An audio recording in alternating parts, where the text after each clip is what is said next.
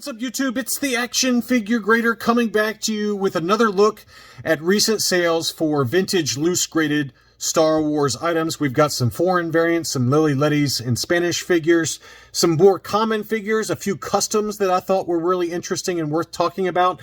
As always, thanks to my Patreon supporters. They get my videos 24 hours early access. Patreon.com/actionfiguregrader is where you can go to sign up, and you'll also get early alerts for new items that get listed on eBay, buy it now alerts, or make an offer alerts, or auction alerts. I try to provide it all to the extent my schedule allows. So let's go ahead and take a look. The first one's an interesting one. This is an AFA 85 old case style brown-haired Luke. Now, this is not the dark brown-haired Luke, okay? So this is more like the chocolatey brown-haired Luke. Older case style, again, Hong Kong. This is a variant that I still would like to pick up at some point. I don't have this one. It looks like the dark brown in certain lighting, but based on this one, based on this photo, it looks like the lighter brown hair. The dark brown hair is like really dark, really, really dark. This one sold for $500 in an auction. Again, old case style, $500. Not a terrible deal. I think new case style, you're probably talking about $600 to $650 at least, so probably about right. Here was a beautiful UKG 85% blue Snaggletooth. It looks to be every bit of a 85 to me looking at it. No discoloration that I can see on the torso, which is usually the common problem that we talk about. One little tiny nick on the hand there. The boots were really clean as well. This was the toe dent version with a brand new case style. This one was listed for 1,000 euros, which is about 1,100 US. And there was only one bid, which I was surprised by. I thought for sure that this would get at least up to about $1,200, $1,300 US dollars, just given what Blue Snags have done here lately. So I thought that was a pretty good deal, really, for what it was. And here was a custom that one of my Patreon supporters and good friends purchased. I won't name names in the event that he happens to be watching this video with his better half. But this was a beautiful custom that I showed in a What to Buy video a couple weeks back. And what was awesome about this is that the Boba Fett inside was the Tri-Logo version, the Spanish PvP version, with uncracked limbs, no COO scar, and this one was the unpainted knee, unpainted dart. So really, really awesome example there, especially uncracked limbs. That basically means it's case fresh, has never been actually moved, and it was an 85% for that one. All the figures were 85s. The Bosk was the harder to find no COO variant, and the Vader was the leather cape version, if I can find the label for it. Here's the label. PvP leather cape, no COO scar. So you got two Spanish figures in there, the no COO Bosk and the no COO Zuckuss. So lots of harder to find variants that I thought made this set worth the money. It was listed for 1,200 pounds, which is $1,545. Just the uncracked limbs UKG 85 Spanish Boba Fett, I've seen those sell in auctions for $700 plus. And the PvP Vader in a UKG 85 with the leather cape, you're probably talking about $300 there. So I think those two figures together are probably easily $1,000, if not probably closer to $1,200. So I think for the whole set, if you got the space for it, it's an awesome set. Really cool example, and congrats to my Patreon supporter who bought that.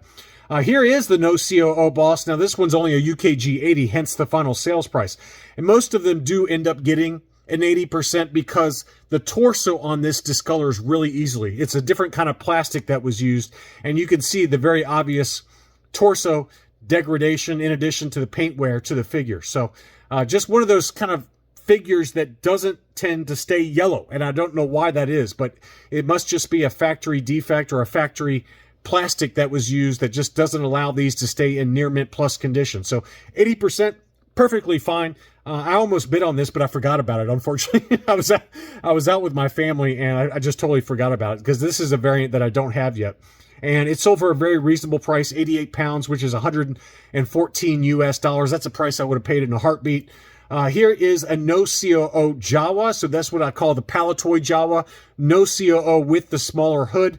This was graded UKG 85% and sold in a buy it now situation for 125 pounds, which is 161 US dollars. An AFA 85 is probably 250 to 275. So I thought this was a pretty good deal, really, for what it is. I sent this out to my Patreon supporters in a buy it now alert, and they did snap it up. So I thought that was a great deal. I don't think I have this variant. I think I've got the large hood variant. I don't have the small hood. And I might have that mixed up. I might have the small hood, don't have the large hood. I can't remember. But nice looking figure there for what it is. Here is a very nice one. This is the R5D4, and the seller didn't disclose it on the listing for the eBay auction, but this was a 1977 date stamp, no COO. This is probably one of the harder versions to find, other than maybe the red bar. And usually most of these are 1978s. That goes for both the no COO as well as the Hong Kong version. If you see one with a 1977 date stamp, that's one worth grabbing because it's harder to find. And this one was every bit of an 85. It sold for 170 pounds, which is 219 US dollars. I think, that's actually less than what I paid for my UKG 80%. So I thought that was a good deal. Next up was a white-haired Ben Kenobi. This is the no COO variation. There's also a light gray hair version, or maybe a dark gray hair. I can't remember. Most of the no COO Ben Kenobis are white hair, and I might have that wrong again. I think the no COOs are mainly the dark gray hairs. So when you see the no COO white hair, that's the correct term, I think.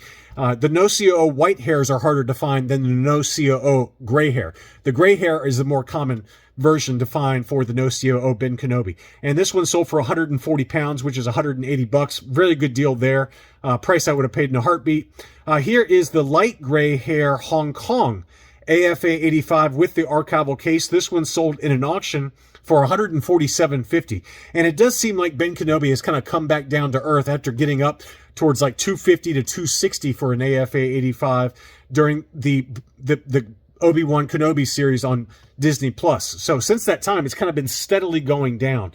And that's a more common variation. Light gray hair is a little harder to find than the white or the dark gray hair has been my experience. I don't know if that's a fact or not. That just seems to be my experience for loose graded Ben Kenobis. The same seller also had a Hong Kong Han Solo Bespin graded AFA 85 with the archival case. That one sold for $225, which was about what I was going to bid on this one. Again, I forgot about this auction, so I got sidetracked Sunday night, and I think I was at family member's house or something, and I was going to put it in a bid for about $225, and that's about what it ended up selling for, so good deal there. Here's a harder to find camo lapel, pale face Han Solo trench coat. Most of them are the plain lapel. That's been my experience anyway. And this one was a beautiful camo lapel Han trench coat. That one sold again for $224.50. Another number I was willing to pay. I have the plain lapel, and then I have the camo lapel in a baggie. I don't have it loose graded, so maybe one day I'll pick that one up as well. But that was a nice looking example. And again, the same seller also had a Princess Leia Bush. This is the Hong Kong COO. What I found is that the Hong Kong COOs tend to stay 85 a lot easier than the Taiwan. The Taiwan, as I've talked about in past videos, tends to discolor on the torso piece. So that was a nice looking example, and that one sold for $291.89. So a big number on that one, and people are willing to pay a little bit up for an AFA 85 or even a UKG 85, especially for the Taiwan, but even this Hong Kong example was a good deal in my opinion. Here was an R2-D2 Hong Kong, so fairly standard R2-D2, but very high grade, and it looked every bit of a 85 to me for the Hong Kong. I believe the same seller also had the Taiwan, which I didn't pull up in this list I was going to cover today, but We Buy Star Wars always has really nice high-grade examples constantly at auction, and for at least for this batch, I pulled up the R2-D2 Hong Kong. That one sold for $371.82, which, again, any 85 grade AFA R2-D2, whether it's the Hong Kong, the Taiwan, or whatever it is, dark blue domes, any of those, they're going to be very expensive. That's just a fact. Even that number seems to be a little low, actually, relative to some of the ones I've seen. I've seen them go for big money, like $500 plus. And maybe they just stayed off this auction. Maybe it's because the sticker could be slightly, very minusculely yellowed, but it's very faint if it is. I mean, it's a really, really nice figure, and that's worth every penny of $372, if you ask me. Here are the foreign variants. I've got some Spanish figures as well as Lili Ledy's. The first one is a very difficult to find Spanish Poch 21B in a UKG 80% new case style. I've got this one in an old case style UKG 80%, and it sold for almost the exact same price I paid. I think I paid about $300 for mine. This one sold for 227 pounds, which is 292 US dollars. So good to see that it's kind of held its price for the most part. But that's a very tough variant to find, the early Spanish Poch 21B droid. That's the first time I've seen one come up in an auction in a very long time. So if you happen to see one, grab it anywhere around that price point. Next up is a Lili Ledy Darth Vader new case style UKG 85%. That one sold for big money. So Lili Ledy's seem to be, like, for certain figures anyway, they seem to be kind of holding their own. And the Darth Vader, I mean, that's a pretty common Lili Ledy. It's not hard to find this one because not only did it appear on Mexican market Lili Ledy card backs, which are very expensive, but they also appeared on the Made in Mexico card backs for the U.S. market. And in general, they're not hard to find. And that price really surprised me at 310 pounds, which is 400 US dollars, given that an AFA 85 mint on card has sold here recently for 700, 750. So I've seen a few sell even in the 600s for like an AFA 80 or 80 plus. So that number really shocks me to buy that for a loose graded figure, but it is what it is. It's a nice looking figure and certainly a nice addition to any Lili Ledy collection. But I was expecting kind of more like 300-ish total US dollars versus 400. So beautiful, but certainly there was some demand for that one. Here is the Lili Ledy Green Cape Squid Head. And, to me, I think what it's referring to is not the cape itself, but the actual collar. There is a Bib Fortuna green robed collar piece, and I assume that that's what they were referring to because it does look like a green collar on that one. The ribbed kind of cape looks brown to me, so it might just be a labeling issue. But I've seen some UKG graded Lili Ledy Bib Fortuna collar squid heads. That's a mouthful. That's what she said. Usually they say Bib Fortuna collar on the label. And so maybe it's just because the submitter only said green cape. I don't know. But to me, this looks like the Bib Fortuna collar.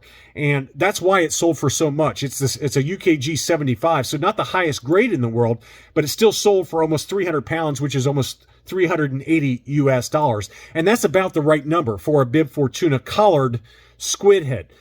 So don't quote me on that. Let me know in the comments as you're leaving a like whether you agree with that assessment or not. But to me, it looks like the Bib Fortuna collared green robed portion, whereas the rest of it's the standard ribbed brown cape. So, maybe my eyes are deceiving me. I'm getting old, but that's what it looked like to me, and that's why it sold so high for only a UKG 75%. The other Lili Ledy, this was a bargain, a UKG 85% Lando Lili Ledy. This one sold for 163 pounds, which is 210 US dollars. That was a bargain. Usually loose and ungraded in kind of near mint condition in the Facebook groups, they go for 300 to 350. So to get that one for 209.96, bargain. That was a really, really good deal. So congrats if you happen to pick that one up. Another Lando, and I wanted to point this one out, even though it was a fairly inexpensive figure. This is what I call the Palatoy Lando. And I always gave CAS a bunch of crap because on the label they say no COO scar. And I was like, it's not a scar. A scar is like a PBP variation, right?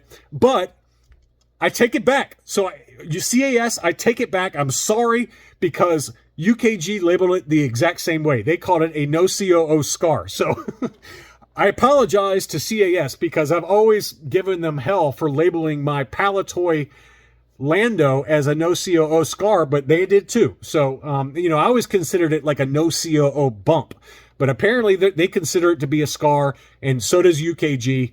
So CAS is not alone in how they label it that. And it's shocking to see that. I had no idea that that's what it was called, but that's what it's called. But I would call this the Palatoy Lando. He's got that weird kind of cockeyed, kind of goofy looking paint apps to the eyes, and mine has the exact same thing. So, but it is a Palatoy figure.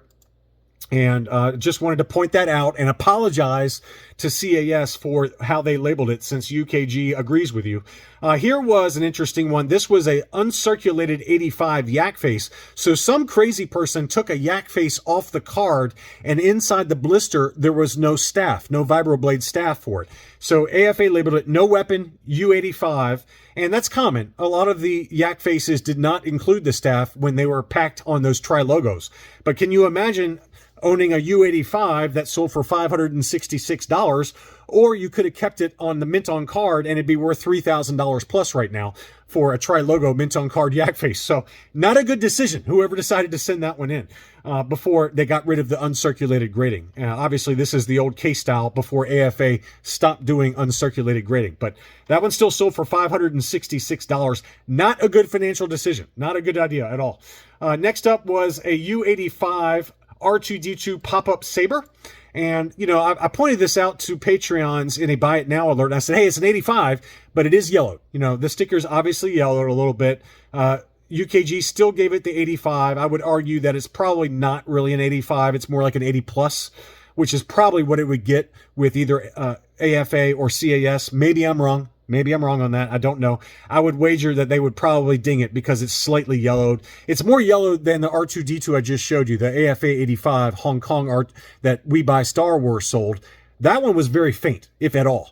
This one, you can see the yellowing on it, okay? And so to me, this is not an 85, but whatever. I wouldn't care at all. I would be perfectly happy having this in my collection.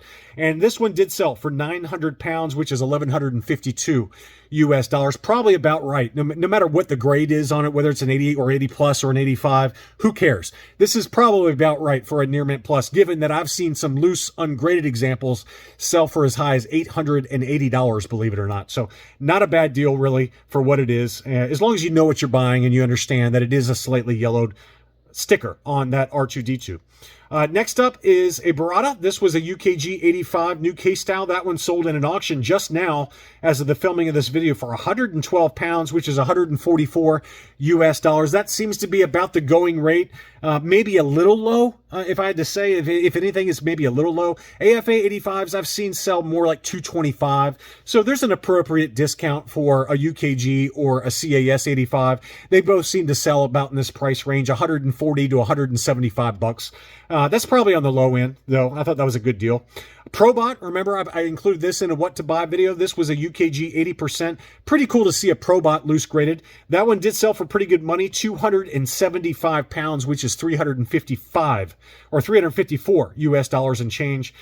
Pretty awesome display, though. I like how it's displayed. It kind of looks like it's floating in the case there. Really cool item there. And then finally, we had this custom with the Stormtrooper, which was graded UKG 85%. It was a Hong Kong Stormtrooper. It looked to be every bit of an 85, too. No discoloration to the limbs that I could see. If it is, it's faint. And then you had a Dewback that was also graded 85 and worth every penny of this sales price, in my opinion, of 461 pounds, which is 593 US dollars plus 90 cents. So I don't know. To me, that's a pretty good value, a pretty awesome display if you got the display space. I certainly do not, but I think it's a nice alternative to buying like the collector series mint and sealed box graded, where you can actually see the toys, paying about the same price, if not maybe a little bit less, for 285 grade loose graded figures. But I just love the way that looks. That's just such an awesome display and really kind of brings back the nostalgia of A New Hope and watching the Stormtrooper on that Dewback. So anyway, I hope you enjoyed this look at loose graded variants. Thanks as always for watching, and I'll be back soon.